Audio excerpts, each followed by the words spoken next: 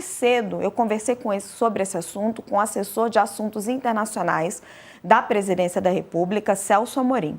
E ele me disse que é, palavras dele, inconcebível um ataque militar ou uma ação secreta de espionagem para derrubar um governo. O que me disse Amorim, aspas, o Brasil é contra o uso da força e operações secretas. Seguimos fielmente a política de não intervenção. Segue Amorim, trata-se de um princípio básico do direito internacional. Fontes no Itamaraty ainda mantêm uma percepção de que Trump pode estar esticando a corda ao máximo para tentar obter algum tipo de vantagem nas negociações com o ditador venezuelano Nicolás Maduro, que estariam cada vez mais difíceis. Aí agora eu pergunto ao professor Jorge, professor, tem razão essas fontes do Itamaraty? Será que ainda é uma estratégia de Donald Trump? Estaria ele indo longe demais? Parece que até mesmo os militares norte-americanos estão ficando incomodados. Professor, eu não o escuto. Só abrir o seu microfone. Sim, você levantou muitos assuntos. Eu quero só rapidamente voltar a uma questão que eu acho importante.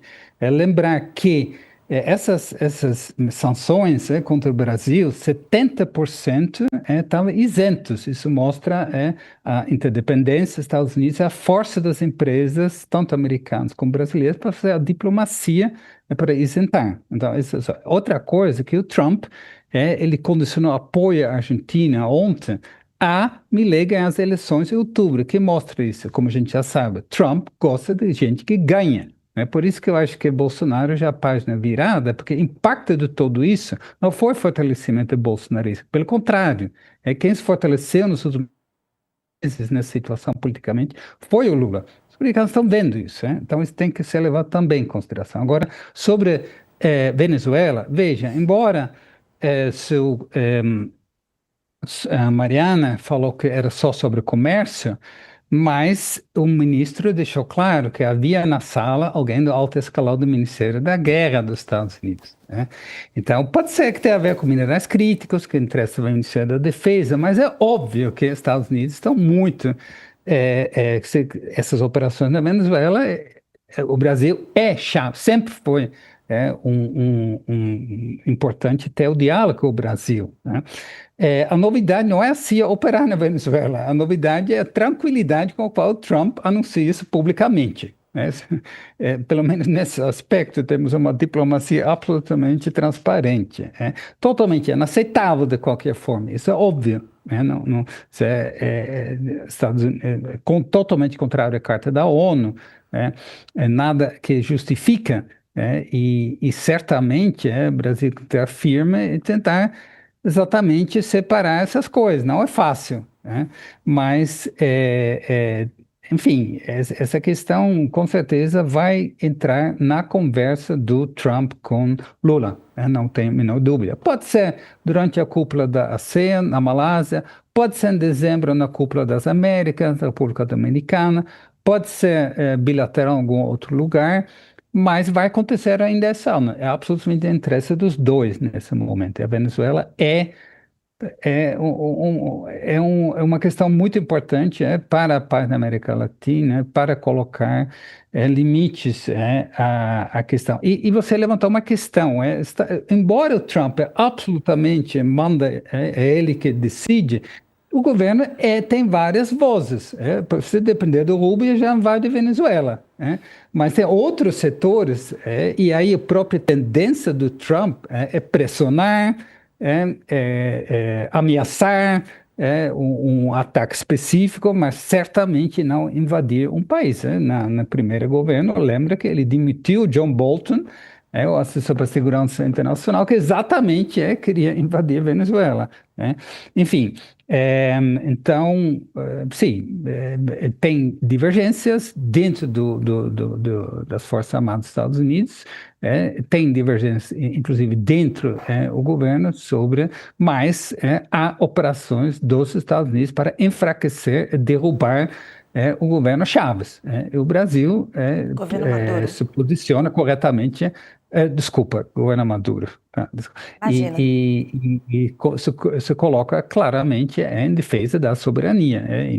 Aí isso não importa qual posição a gente tem com relação ao governo Maduro, a gente precisa defender a soberania nacional dos países da América Latina, porque se é hoje Venezuela, amanhã pode ser o Brasil. Professor, rapidamente, o senhor tocou num ponto que é realmente extravagante nessa crise, nessa situação que desenrolou nos últimos dias, que a novidade não é a CIA operar na América Latina, de fato. A novidade hoje é a Casa Branca admitir que a CIA opera, porque se a gente lembrar há alguns anos, o que tinha acontecido nas últimas décadas é que toda vez que uma operação clandestina viesse a público, isso era um escândalo doméstico nos Estados Unidos. Um exemplo mais exuberante disso é o caso Irã-Contras, nos anos 80, que provocou uma crise imensa no governo Reagan por causa da descoberta da operação clandestina envolvendo a quebra do embargo com o Irã e o fornecimento de armas para grupos de direita na América Central. O que antigamente era um escândalo, hoje é natural. O que está acontecendo? Não, isso é o Trump. Isso é o Trump. Antigamente, os estudiosos tinham que esperar até os documentos serem liberados ou vazados. Tinha sempre teoria de conspiração. Só 20 anos depois a gente comprovação. Agora o Trump... Porque ele se acha realmente o imperador do mundo, que faz o que quiser. Então, ele...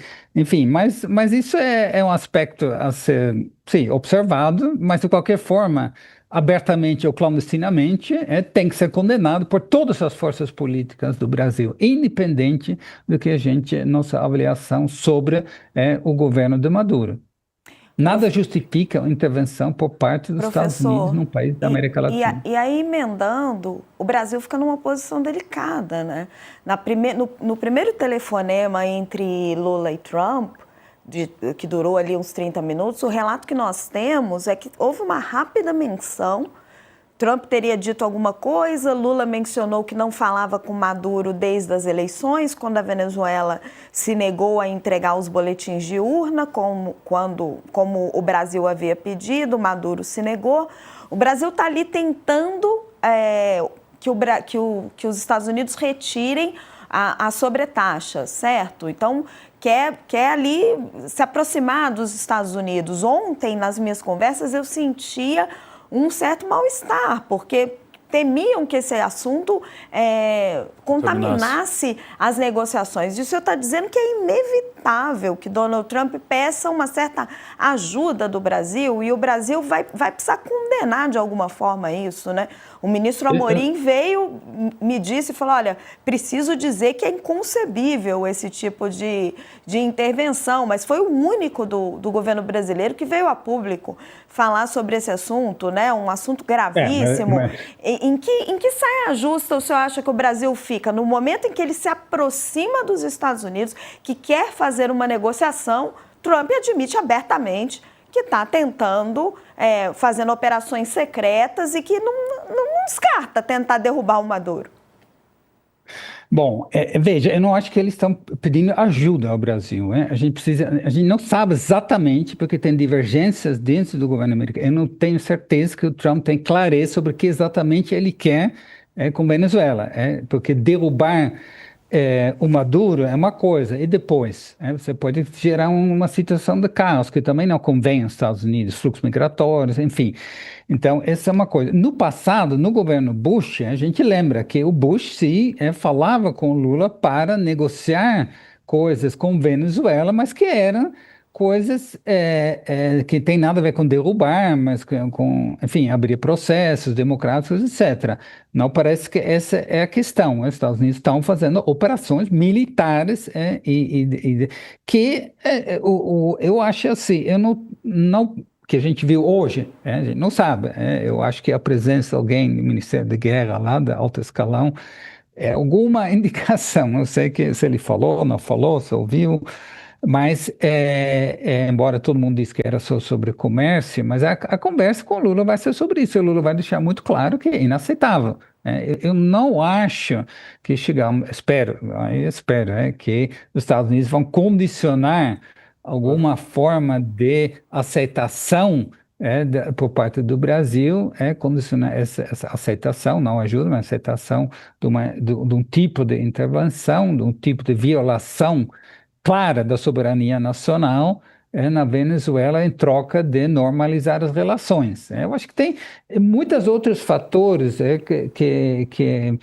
que ajuda nesse processo de normalização. O preço do café nos Estados Unidos, o preço da laranja nos Estados Unidos, 70% de tudo isso nem é válido, 50% sim, mas 70% de todo o comércio não é taxado. Por quê? Porque tem empresas americanas, porque a Embraer não é taxado, Nestra. Por quê? Porque a Embraer, além de exportar muito, ele importa também muitas peças. E esses exportadores de peças dos Estados Unidos para o Brasil também têm uma influência na Casa Branca, né? Então, assim, tem muitos... E fora disso, como eu falei, não subestima o fato que os Estados Unidos estão vendo, provavelmente foi lá dada uma promessa, se você aperta um pouco o Brasil, aí o Lula vai encolher, o bolsonarismo vai avançar, e a gente está vendo que nada disso, pelo contrário, né? Então, isso também pesa. Então, tem muitas coisas que pesam é complexo, né? A questão da Venezuela, infelizmente, mas também, do outro lado, tem a questão da Argentina, e detrás disso, enfim, não temos tempo, mas tem a questão da China, entendeu? Eu não acho que os Estados Unidos são estrategicamente interessados no petróleo da Venezuela. É muito caro, é muito difícil, petróleo pesado. Os Estados Unidos têm muito petróleo, são exportadores, têm autossuficiência, mas a grande questão para eles é barrar a influência chinesa, e no caso da Venezuela, a influência russa. Então, e isso também vale para a Argentina. Tem claramente, em troca dessa ajuda, a Argentina tem que diminuir a presença chinesa. Enfim, vocês podem me chamar outro momento para detalhar isso, mas é muito importante. E isso vai avançar também para o Brasil. Não tenho dúvida que, além dessas questões de etanol, Big Tech, minerais críticos, data centers, vai aparecer a questão da China, que é cada vez mais um ponto central da nova doutrina Monroe. Significa não América para os americanos contra os interesses europeus, mas América para os Estados Unidos contra a predominância dos três Estados Unidos contra a presença chinesa. Então, isso Estamos é outro falando, fator né, professor, de uma nova Guerra Fria. Eu sei que eu me comprometi a liberar o senhor às 20h30 e já peço uma nova conversa. Gostei muito. Muito obrigada, professor Jorge, pela sua presença em Poder e Mercado. Já fica aqui um novo convite. Uma boa noite. Tá bom, sempre à disposição. Preciso deixar vocês para dar aula, que meus alunos já estão esperando. Muito obrigado e boa sorte. Muito obrigada, professor. Uma boa noite.